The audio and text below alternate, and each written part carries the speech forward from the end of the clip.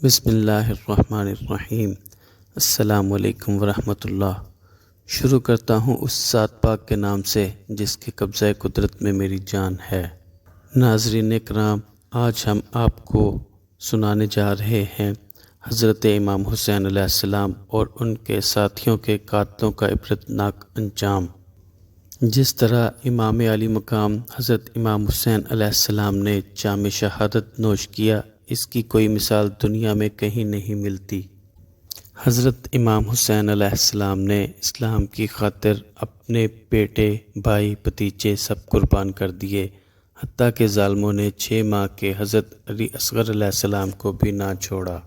جب امام علی مقام علیہ السلام حضرت علی اصغر علیہ السلام کو ہاتھوں میں اٹھائے یزیدی فوج کے سامنے آئے اور فرمایا کہ تمہاری دشمنی مجھ سے ہے، بے شک مجھے پانی نہ دو، مگر اس پھول سے بچے کا کیا قصور ہے، اسے تو پانی پلا دو، یہ بہت پیاسا ہے۔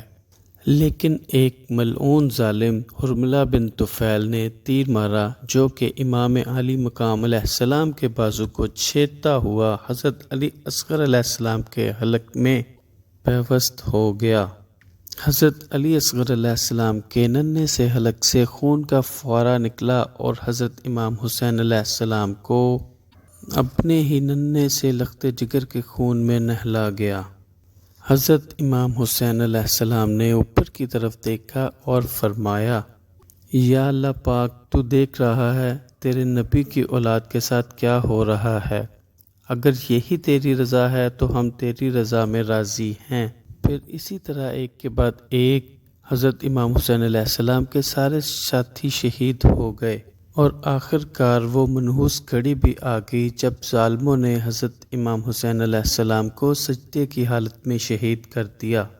ناظرین کرام، کربلا کے میدان میں امام حسین علیہ السلام اور ان کے ساتھیوں نے جرأت و شجاعت کی وہ داستان رقم کی جس کی تاریخ میں مثال نہیں ملتی۔ ظالموں نے حضرت امام حسین علیہ السلام کا سر دھڑ سے جدا کر کے نیزے پر چڑھا دیا۔ کسی ظالم کو شرم نہ آئی کہ جس آل رسول صلی اللہ علیہ وآلہ وسلم پر ہر نماز میں درود و سلام بھیجتے تھے، اسی آل رسول کو بے دردی سے شہید کر دیا۔ آج ہم انہی قاتلان اہل بیت کی عبرتناک اموات کا احاطہ کر رہے ہیں کہ واقعہ کربلا سے جڑے ہوئے ایک ایک فرد کو اللہ پاک نے عبرتناک انجام سے دوچار کیا۔ ان ظالموں پر اللہ پاک نے مختار ابن عبید اللہ ثقفی کی شکل میں ایک ایسا عذاب مسلسل مسلط کر دیا جس نے قاتلان حسین کو چن چن کر عبرتناک موت دی۔ مختار ثقفی کا تعلق بنو حوازن کے قبیلہ ثقیف سے تھا۔ وہ 1 ہجری کو طائف میں پیدا ہوا لیکن اس کی پرورش مدینہ میں ہوئی۔ مختار ثقفی ایک جلیل القدر صحابی حضرت عبید اللہ ثقفی رضی اللہ تعالیٰ عنہ کا بیٹا تھا۔ عبید اللہ ثقفی قادسیہ کی جنگ میں حضرت عمر فاروق رضی اللہ تعالیٰ عنہ کی طرف سے کمانڈر بنا کر بھیجے گئے اور وہیں پر ہاتھیوں کے آگے لیٹ کر شہید ہوئے۔ انہی عبید اللہ ثقفی کا بیٹا مختار ثقفی قاتلان حسین پر قہر الہی بن کر ٹوٹ پڑا۔ اگرچہ مختار ثقفی کی ذات اس کے اپنے بیانات و خطابات کی وجہ سے اس بحث میں پھنسی ہوئی ہے کہ اس نے نبوت کا دعویٰ کیا تھا یا نہیں، کیونکہ وہ بہت عجیب و غریب باتیں کیا کرتا تھا، لیکن اس کا دعویٰ نبوت کہیں ثابت نہیں۔ اس معاملہ کو ہم اللہ تعالیٰ پر چھوڑتے ہیں کہ اللہ پاک خود ہی اس کا فیصلہ کرے گا۔ ان سب باتوں کے باوجود مختار ثقفی ہی وہ پہلا شخص تھا جس نے حضرت مسلم بن عقیل رضی اللہ تعالیٰ عنہ کو کوفہ میں اپنے گھر میں پناہ دی تھی، لیکن پھر جب ابن زیاد کوفہ کا گورنر بنا تو اس نے حضرت امام حسین علیہ السلام کے سارے ساتھیوں کو قید و بند میں ڈال دیا، جن میں مختار ثقفی بھی شامل تھا۔ مختار ثقفی کی اسی قید کے دوران ہی واقعہ کربلا رونما ہوا۔ کہتے ہیں کہ اہل بیت علیہ السلام کی شہادت کی خبر جب مختار ثقفی کو ہوئی تو وہ بہت رویا اور اس نے دعا کی کہ یا اللہ پاک، مجھے بس اتنی زندگی دے دینا کہ میں قاتلان اہل بیت سے بدلہ لے سکوں۔ چونکہ ابن زیاد مختار ثقفی کا دشمن ہو گیا تھا اور مختار کو قتل کرنا چاہتا تھا، اس بات کی خبر جب مختار کو ہوئی تو اس نے یہ خبر حضرت عبداللہ بن عمر رضی اللہ تعالیٰ عنہ کو کر دی، جو کہ مختار ثقفی کے بہنوئی تھے۔ حضرت عبداللہ بن عمر رضی اللہ تعالیٰ عنہ نے یزید کو یہ پیغام بھیجا کہ ابن زیاد کو کہو کہ مختار کو قتل نہ کرے۔ یزید جو واقعہ کربلا کے بعد ہر طرف سے لعنتیں سمیٹ رہا تھا اور ابھی کوئی اور نیا محاذ نہیں کھڑا کرنا چاہتا تھا، اس لیے اس نے مصلحتاً حضرت عبداللہ بن عمر رضی اللہ تعالیٰ عنہ کی بات مان لی اور ابن زیاد کو حکم دیا کہ مختار ثقفی کو کچھ نہ کہے۔ تو ابن زیاد نے مختار ثقفی کو چھوڑ دیا اور کہا کہ تمہارے پاس 3 دن ہیں، 3 دن کے بعد تم مجھے یہاں نظر آئے تو تمہاری خیر نہیں۔ بس یہیں سے مختار ثقفی کا عروج شروع ہو جاتا ہے۔ وہ چونکہ بہادر تھا اور شعلہ بیاں مقرر تھا، اس لیے اس نے کوفہ سے نکلتے ہی یہ مہم شروع کر دی اور حضرت امام حسین علیہ السلام کے بدلہ کے نام پر لوگوں کو اکٹھا کرنا شروع کر دیا۔ وہ جس بستی اور جس شہر سے گزرتا سینکڑوں لوگوں کو اپنے ساتھ ملاتا جاتا۔ آخر کار اس کی یہ تحریک کامیاب ہوئی اور تقریباً 6 سال بعد وہ کوفہ کا فاتح بن کر لوٹا اور اس نے کوفہ میں قبضہ کر لیا اور قسم کھائی کہ اہل بیت علیہ السلام کے قتل میں ملوث ہر شخص سے وہ بدلہ لے کر رہے گا۔ آخر کار اسی کوفہ میں جہاں پر حضرت مسلم بن عقیل رضی اللہ تعالیٰ عنہ کو پناہ دینے کے جرم میں اسے قید کیا گیا تھا اور ابن زیاد کی طرف سے یہ اعلان کیا گیا تھا کہ جو کوئی بھی مسلم بن عقیل رضی اللہ تعالیٰ عنہ کو پناہ دے گا یا چھپائے گا اس کی گردن اڑا دی جائے گی۔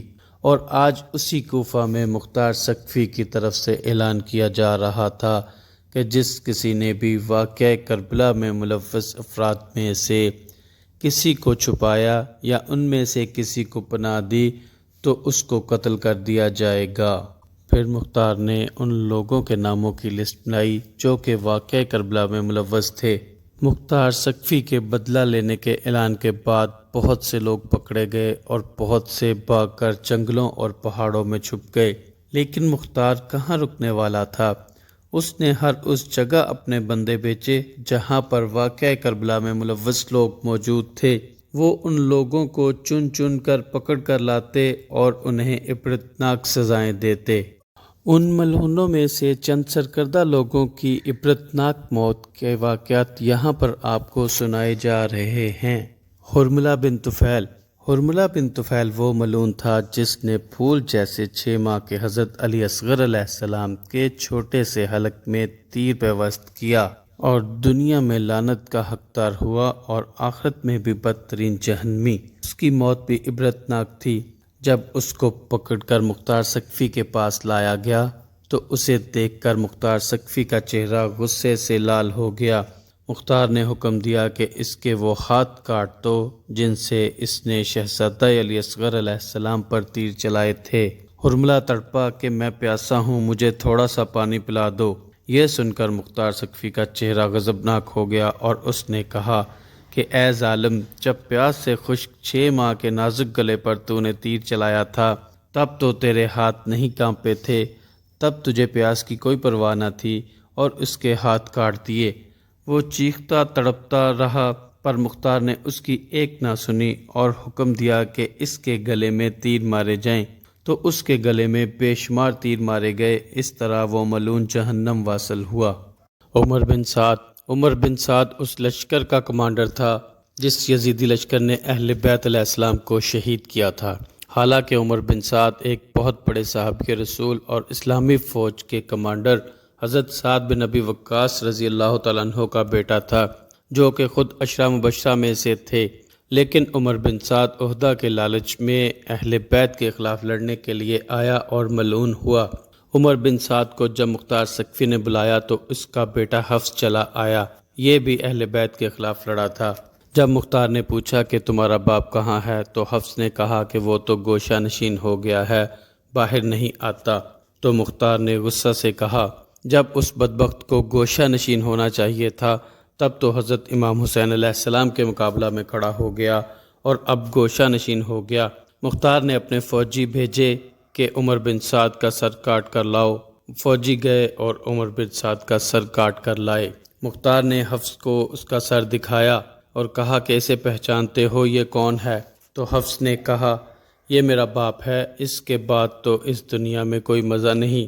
تو مختار نے کہا فکر نہ کر، میں تجھے بھی مار دوں گا، اور اسے بھی مار دیا، اور کہا کہ باپ کا سر امام حسین علیہ السلام کا بدلہ اور بیٹے کا سر شہزادہ علی اکبر کا بدلہ، اور اس کے فوراً بعد یہ بھی کہا کہ لیکن یہ دونوں ان کے برابر نہیں ہو سکتے۔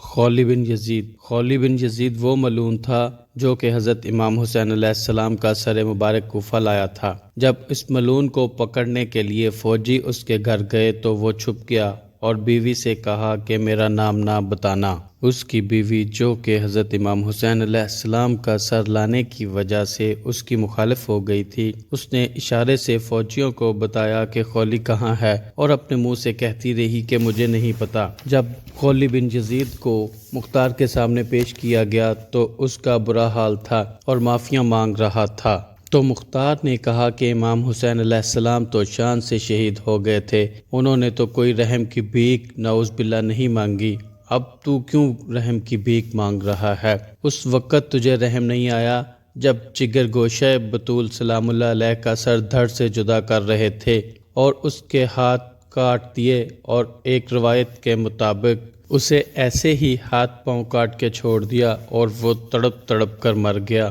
پھر اس کی لاش کو آگ لگا دی۔ سنان بن انس وہ ملعون تھا جس نے حضرت امام حسین علیہ السلام کو نیزہ مارا تھا، یہ کوفہ سے بھاگ گیا تھا۔ مختار کے فوجیوں نے اس کا پیچھا کیا اور قادسیہ کے قریب اسے پکڑ لیا اور مختار کے پاس لے آئے۔ مختار نے پہلے تو اس کی انگلیاں کاٹی، پھر ہاتھ کاٹے اور پھر پاؤں کاٹ دیے، اور پھر اس کی آنکھیں خنجر سے نکال دیں، پھر روغن زیتون گرم کر کے اس میں ڈال دیا، پھر اس میں سے نکال کے کتوں کو کھلا دیا۔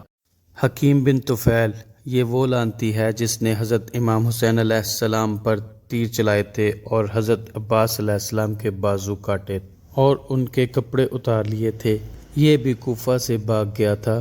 جب اس کو پکڑ کر لایا جا رہا تھا تو اس کے گھر والے عدی بن حاتم جو کہ حاتم طائی کا بیٹا تھا کے پاس گئے اور حکیم کی سفارش کرنے کو کہا۔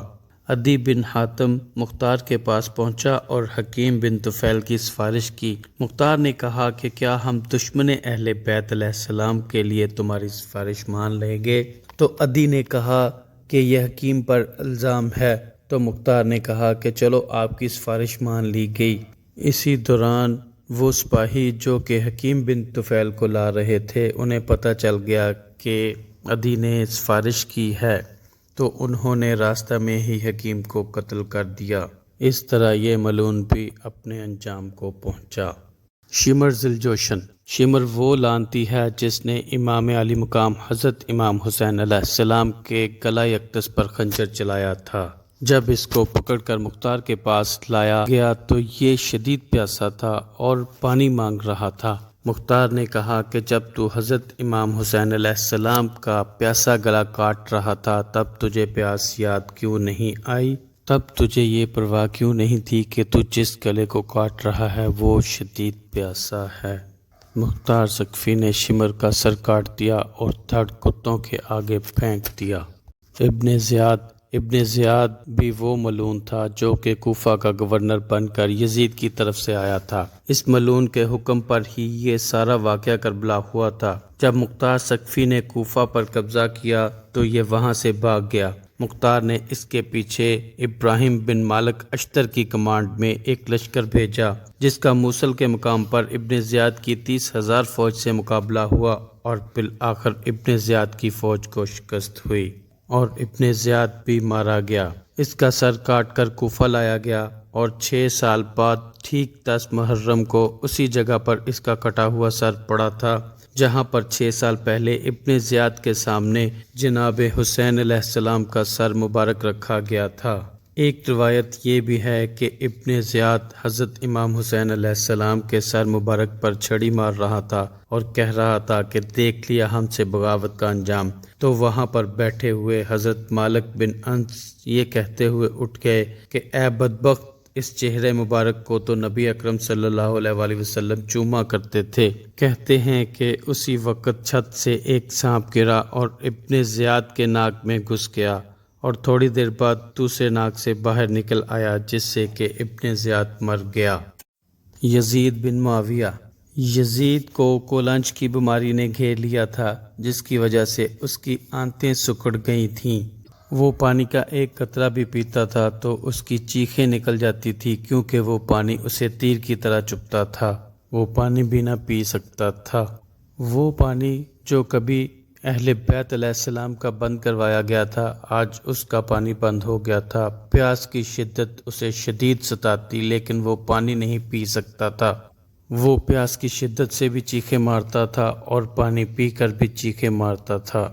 اسی حالت میں تڑپ تڑپ کر اس کی موت ہو گئی۔